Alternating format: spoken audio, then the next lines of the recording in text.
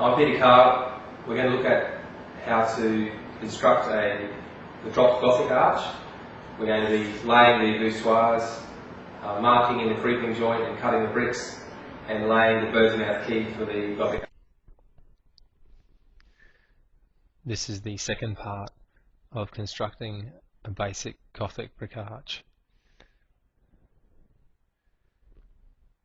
Most of the work's already been done. It's now important that in laying over the laid arch bricks, or more properly called voussoirs, that the creeping joint is still kept to a nice approximate 8mm width. Again, check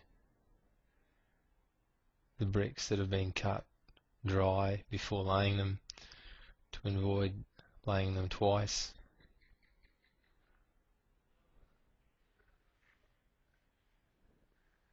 Keep the mud full,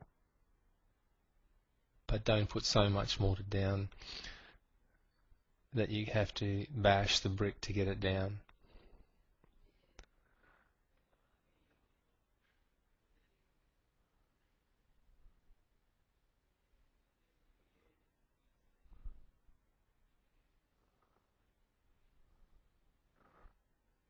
Ideally, the last cut should finish over the tip of the arch or the crown of the arch, mainly because it avoids a really tough cut.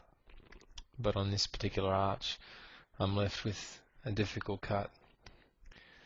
There are a number of different ways to mark it, and I could try and describe it to you, but it's probably best that you have a do it yourself.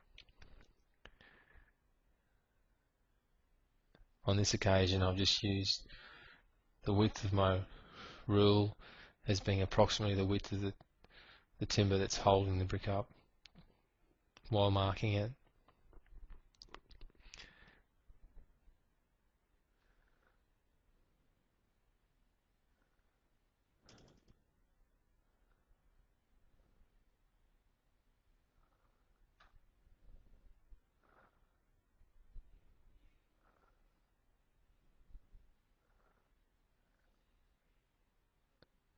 Falls nicely into place.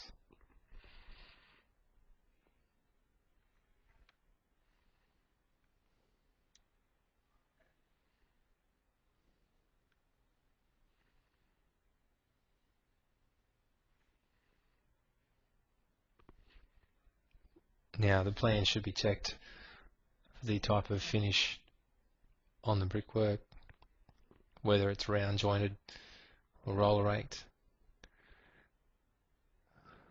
There are a couple of courses to be laid over the top of the brickwork.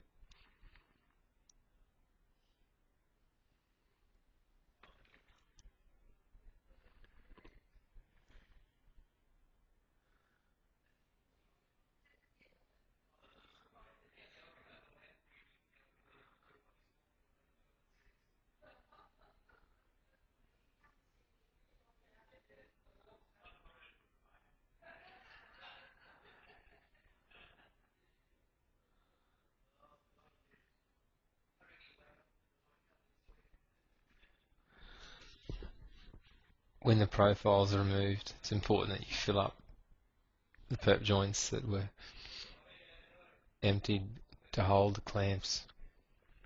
You should also make sure that when the arch centre is taken out, that it's taken out after the mortar's dried or gone off. Sometimes it may be a requirement that the arch, the completed arch, the arch centre remain in place for a minimum of 2 days, up to even 7 days.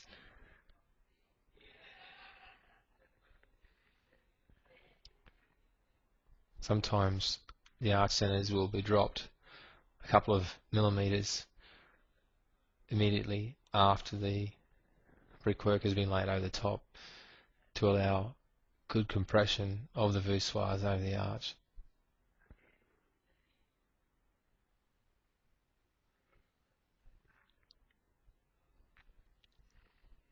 once the arch centre has been taken out, it'll be important that the soffit of the arch is also pointed. If the arch centre has been left there for a number of days, when the arch centre has been taken out, it may be necessary to use a plug-in chisel and hammer to scratch out, or take out the joints and the soffit of the arch, and then refilled and repointed.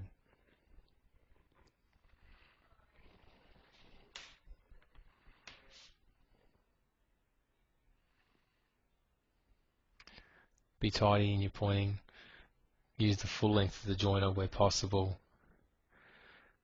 I'm choosing to use a roller raker around the voussoirs and the creeping joint to accent the shape of the arch and the arch bricks.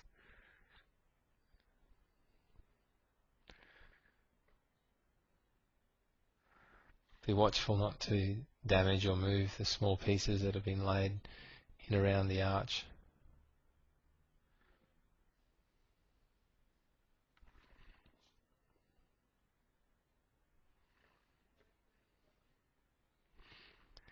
The arch centre was held into place with some temporary props and wedges. One of the purposes in using wedges underneath the arch centre is to allow for easy removal.